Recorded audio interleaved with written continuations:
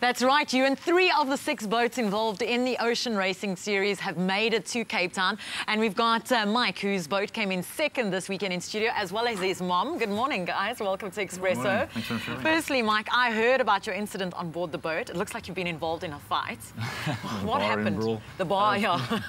It was a silly little accident, but we were changing a sail and I was taking the sailbag forward on board, and I got hit by a wave and just washed back down the deck and ended up having an impact with the shroud, which is just basically something to hold up the rigging, and I came off second best, clearly. Oh.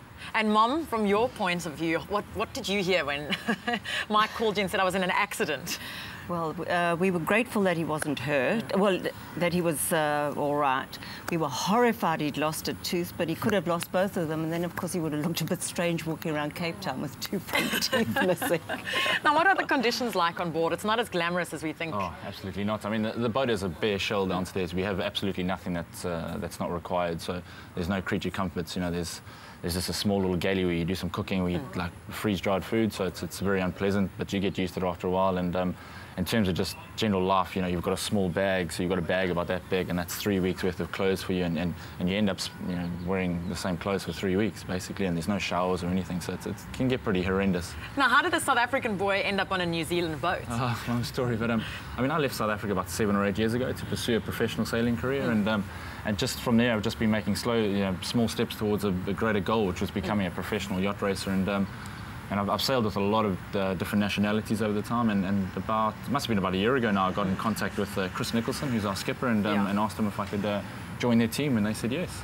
And Lyndall, you as a mom, I mean, Mike's away for months at a time, and you hear from him, what, once a week, once a day at a time?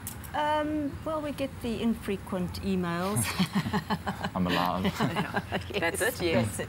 And we Skype a lot, and we do keep in contact, but it's very difficult because they're all over the place. All our family are all over the place.